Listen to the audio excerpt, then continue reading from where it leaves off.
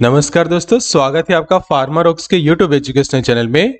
आज के video lecture में हम ऐसे हेल्थ प्रॉब्लम और उसके सॉल्यूशन के बारे में बात करेंगे।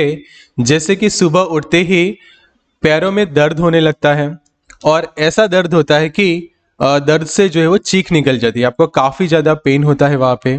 दूसरा प्रॉब्लम हम देखें तो ये जो जॉइंट्स होते हैं वहाँ पे आपको काफ़ी ज़्यादा दर्द होता है कि जिसको हम जोड़ों में दर्द होना कहते हैं। तो ये जो कुछ सिम्टम्स है या फिर ये जो प्रॉब्लम्स आपको हो रही है तो उसका तुरंत निदान कराना जरूरी है। तो निदान में कई बार ये आता है कि आपके शरीर के अंदर यूरिक एसिड का लेवल जो है वो बढ़ गया है, जिसके कारण जो जॉइंट्स होते हैं वहाँ पे काफ़ी ज़्यादा दर्द होता है और वहाँ पे सूजन और रेडनेस भी देखने को मिलती है। तो उसके कुछ हम देखें सिम्टम्स वगैरह।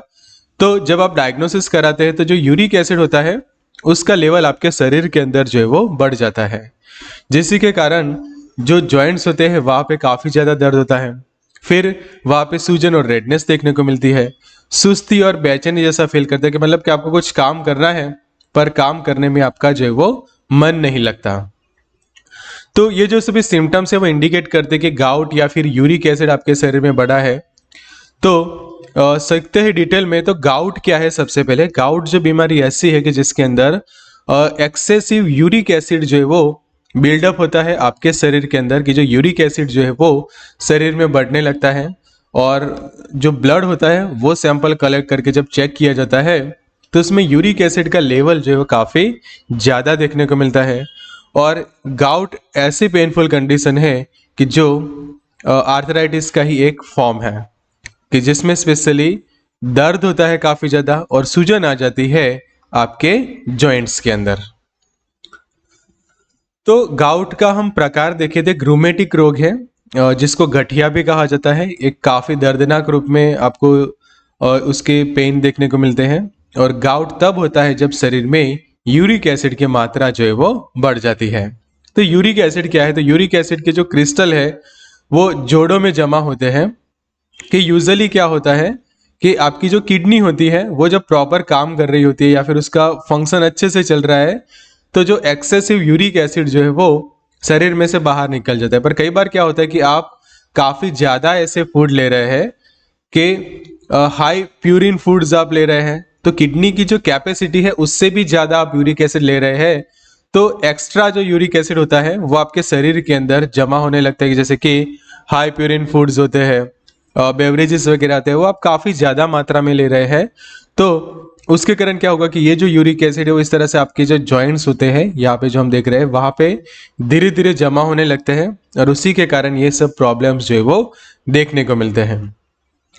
तो जहाँ पे भी जॉइंट्स होते हैं वहाँ पे ये जो है वो जमा होने लगता है। तो यहाँ पे वीडियो के इमेज पे मैं आपको बताना चाहूँगा कि ऐसे ही आपको बहुत सारी बीमारियों के बारे में सीखना अच्छा लगता है, उनके उपचार के बारे में सीखना अच्छा लगता है। तो अब हमारी बुक अवेलेबल है। तो ये बुक को ऑर्डर करने के लिए आप हमें ये नंबर पे व्हाट्सअप कर सकते हैं या फिर हमारी मोबाइल एप्लीकेशन फार्मा रॉक्स को डाउनलोड कर सकते हैं। तभी बेस्ट ऑफर चल रही है कि जिसके अंदर आपको सिर्फ 749 के अंदर ये बुक जो है वो मिल रही है, कि जो पूरी कलर बुक है। तो आगे कुछ रीजंस देखते हैं गाउट के कारण क्या है। तो शराब का अधिक सेवन, मतलब कि काफी ज्यादा कोई ड्रिंकिंग कर रहा है अल्कोहल का, तो ये प्रॉब्लम उनको हो सकती है। फिर जो प्यूरिन से भरपूर जो खाद्य पदार्थ होते हैं वो आप ले रहे हैं, या फिर इम्यूनोसप्रेसेंट और डायूरेटिक्स जैसे दवाइयाँ आप ले रहे हैं लंबे समय से, तो भी ये प्रॉब्लम जो है वो शरीर में हो सकती है। तो ओबेसिटी भी एक रीजन बनता है। High blood pressure, type 2 diabetes के पेशेंट है, किडनी रिलेटेड प्रॉब्लम है, फैमिली हिस्ट्री है या फिर डिहाइड्रेशन रहता है, तो भी आगे जाके ये प्रॉब्लम जो है वो हो सकती है। कि अगर किसी का मोटापा है, ब्लड प्रेशर हाई रहता है लंबे समय तक, आपका शुगर लेवल कंट्रोल में नहीं है, किडनियाँ अच्छे से काम नहीं कर रही है, तो ये सब प्रॉब्लम्स जो है वो होने लगते हैं। तो जैसे हमने अभी बात की कि जो हाई प्यूरिन जो फूड होते हैं कि जिसके अंदर काफ़ी ज़्यादा यूरिक एसिड रहता है, जैसे कि रेड मीट वगैरह है, ऑफल है, सी फूड्स वगैरह है, आप काफ़ी ज़्यादा बियर पीते हैं, स्पिरिट्स ले रहे हैं और क्रोनिक किडनी डिसीज के पेशेंट है, तो भी गाउट की बीमारी हो सकती है। कुछ और रीज़न हम देखें, hypertension, blood cancer, CHF and urate lowering therapy. तो ये सभी रीजंस बनते हैं ये प्रॉब्लम के लिए। सिम्टम्स ऑलरेडी हमने डिस्कस कर लिए कि यहाँ पे जो है वो कलर चेंज होने लगता है, रेडनेस देखने को मिलती है, जोड़ों में अकड़न देखने को मिलती है और काफ़ी ज़्यादा आपको दर्द होता है। तो ये जो सिम्टम्स ऑलरेडी हमने डिस्कस किए, अब बात करते हैं कि इसका निदान कैसे होगा। तो जो जॉइंट का जो एरिया है या फिर जहाँ पे आपको ऐसा पेन फील होता है उस एरिया का एक्सरे किया जाता है। उसके बाद जॉइंट एस्पायरेशन एक डायग्नोसिस फीचर बनता है, यहाँ पे यूरिक एसिड का टेस्ट किया जाता है, अल्ट्रासाउंड कर सकते हैं, ब्लड टेस्ट, सीटी स्कैन और एमआरआई जैसे अलग अलग ऑप्शंस हमारे पास रहते हैं ये बीमारी के निदान के लिए। ट्रीटमेंट में हम देखिए तो जो उसका रीजन है कि यूरिक एसिड ज़्यादा बन रहा है तो उसी को हमें कम करना है, तो ऐसी दवाइयाँ दी जाती है कि जिससे यूरिक एसिड का जो फॉर्मेशन है वो ब्लॉक हो जाए, मतलब कि यूरिक एसिड ही आपके शरीर में ना बने और जो जमा हुआ यूरिक एसिड है वो धीरे धीरे शरीर में से बाहर निकल जाए। तो दूसरा ऑप्शन ये रहेगा कि medicine to remove uric acid from body. तो पहला ऑप्शन ये रहा हमारे पास कि हम यूरिक एसिड नया बनने ही नहीं देंगे, और दूसरा ऑप्शन ये रहेगा कि जो यूरिक एसिड जमा हुआ है उसको रिमूव करना है शरीर में से। तीसरा हम देखें तो एंटी इन्फ्लेमेटरी ड्रग्स की, जो हमने देखा कि एक सिम्टम है सूजन वगैरह, तो उसको कम करने के लिए दवाइयाँ जरूरी है।